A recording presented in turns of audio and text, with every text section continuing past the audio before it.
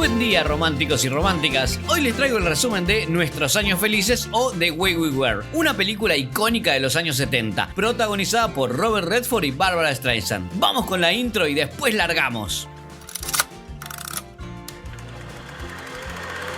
Había una vez un par de estudiantes universitarios que eran polos opuestos. Havel Gardiner es el típico chico popular, muy fachero, bueno en todos los deportes en los que participa, como por ejemplo remo, atletismo, fútbol y hasta jabalina y lanzamiento de disco. Es un montón. Havel tiene una existencia despreocupada, llena de amigos ricachones y chicas lindas que se mueren por ser su novia. A Katie Morosky también le encantaría que Havel le dé bola, pero se mordería la lengua antes de admitirlo. Obvio. Katie tiene una vida mucho más seria que Havel. Pasa su tiempo trabajando de mesera en un restaurante, imprimiendo panfletos para la Liga de Jóvenes Comunistas y luchando por cualquier causa justa que se le cruza por el camino. Y en 1937, con el mundo al borde de la Segunda Guerra Mundial, había causas de sobra. Por momentos vemos que Havel la admira, pero a la distancia, y Katie hace lo mismo con él. Me mata.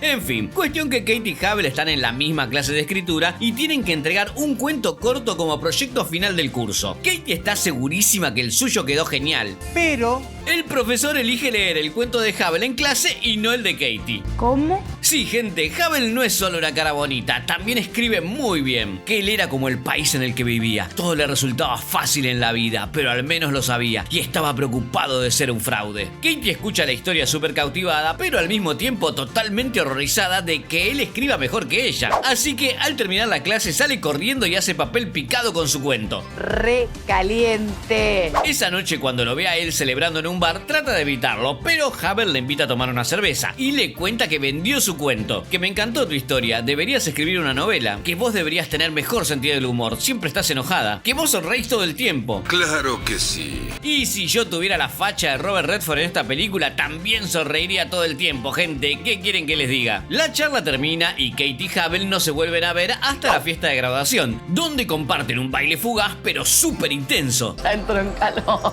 Hay muchas miradas, mucha química y la tensión sexual se corta con un cuchillo. Quiero hacerte el amor. Pero Havel se va antes de que termine la canción y Katie no lo vuelve a ver por muchos años. no, ¿por qué? Corte A, el año 1944 aproximadamente. Katie ahora vive en Nueva York y cambió de peinado, pero sigue siendo tan política como antes. Katie trabaja de telefonista en una radio, escribe notas y también escribe guiones de radioteatro, donde trata de meter sus ideas políticas, aún en una época llena de censura. Complicado. Una noche, Katie va a un club nocturno y se lleva la sorpresa de su vida. Havel, que ahora es oficial naval, está sentado en la barra completamente dormido. No lo puedo creer. Ni lerda ni perezosa, Katie se acerca a Havel y lo mira. Y le acaricia el pelo un toquecito.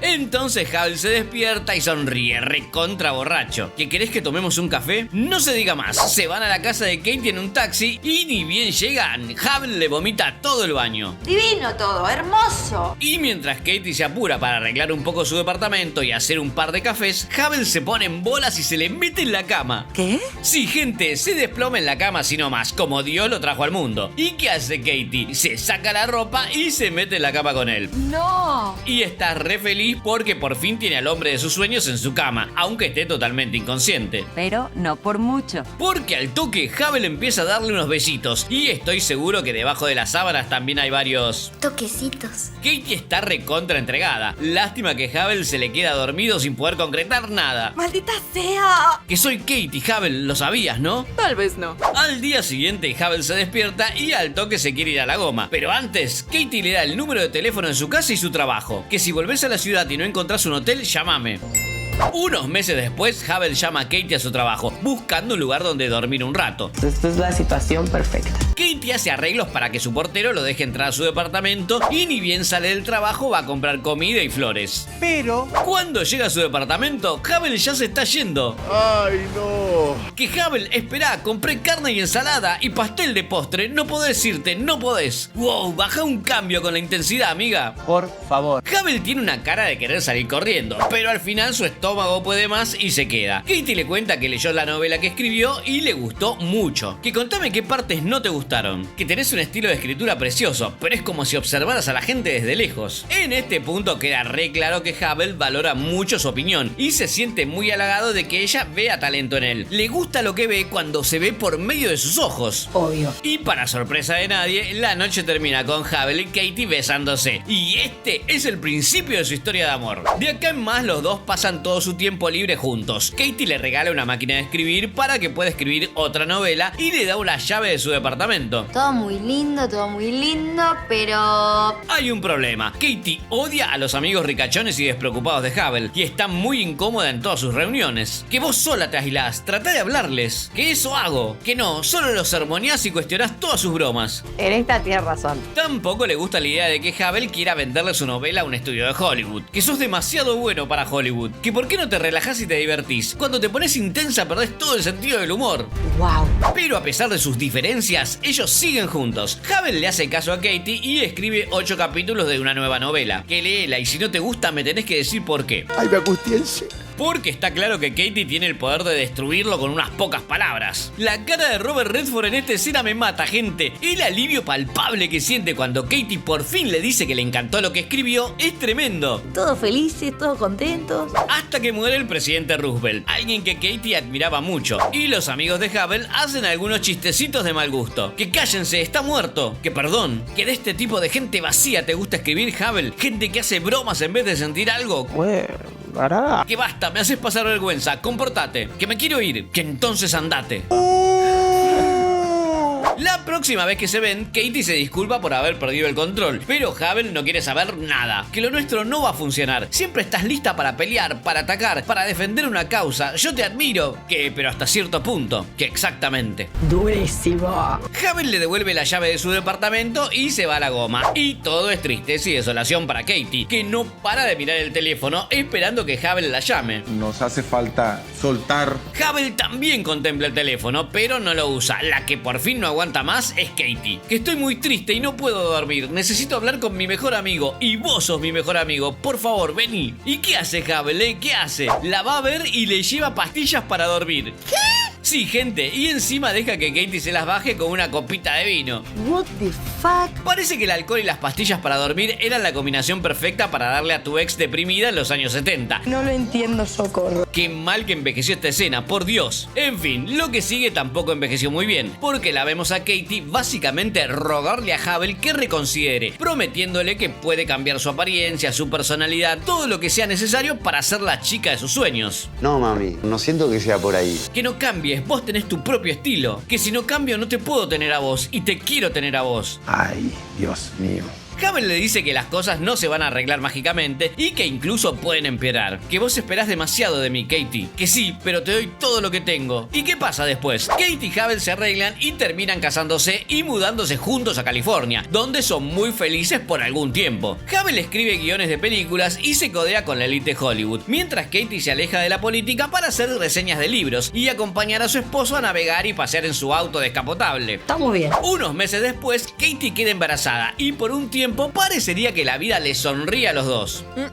Porque este es un momento muy particular en Estados Unidos y especialmente en Hollywood. Estamos en plena Guerra Fría, donde todas las personas que son consideradas simpatizantes del comunismo son perseguidas, especialmente los intelectuales de Hollywood, donde se lleva a cabo una caza de brujas. Es una época de censura, donde la gente se ve obligada a denunciar a sus amigos o compañeros de trabajo de ser comunistas, porque la alternativa es caer en una lista negra y que no los contraten nunca más en Hollywood. Wow. Katie está horrorizada por lo que ve como una violación a la libertad de expresión y quiere ir a Washington a manifestarse, pero Havel no quiere meterse en este lío, porque es un cínico y cree que no va a ganar nada luchando, pero también porque es flor de cobarde. Todos nos dimos cuenta que sí. Así que Katie se va a Washington a luchar por sus ideales y Havel se queda en Hollywood para doblegarse ante los constantes pedidos del estudio de cine que no para de censurar su película. Cuando Katie vuelve a California, Havel la va a buscar a la estación de tren, donde se arma flor de lío con los periodistas y los manifestantes anticomunistas. Pero quilombo mal. Y eso desata una pelea tremenda entre Katie y Havel, que solo defiendo algo en lo que creo, que no tenemos libertad de expresión en este país y nunca la vamos a tener, que no si no luchamos. Tiene razón.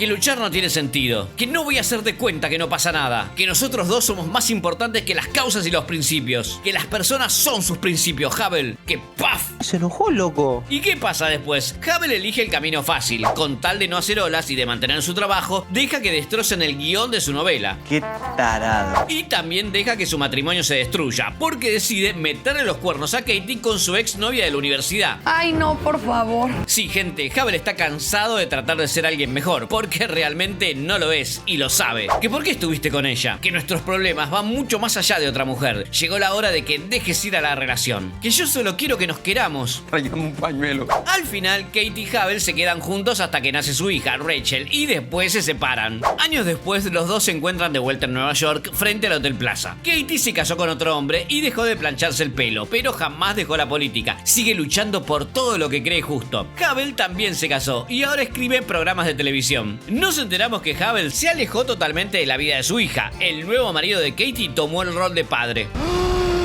Y en esta última charla que los vemos tener juntos, nos damos cuenta que el amor sigue estando ahí, en las miradas, en lo que no se dicen, pero también podemos ver que siempre fueron totalmente incompatibles, que nunca te das por vencida con la lucha, ¿no? Que solo cuando me fuerzan. Entonces Kate y Havel se miran, ella le dice que su esposa es encantadora y los invita a los dos a tomar algo a su casa, que no voy a ir, Katie. Obvio. Katie le acaricia el pelo y la cara por última vez. Después se abrazan y Havel se va. Que nos vemos, Katie, que nos vemos, Havel. Yo no quiero llorar, pero como que me viene el llanto. Y así termina Nuestros Años Felices, con Barbra Streisand cantando la canción que lleva el mismo nombre de la película y que nos cuenta de un amor que se terminó dejando solo los recuerdos. Gracias, gente, por haber llegado hasta acá. Si les gustó el resumen, déjenos un like, un comentario y suscríbanse al canal. Hasta la próxima peli. ¡Chau!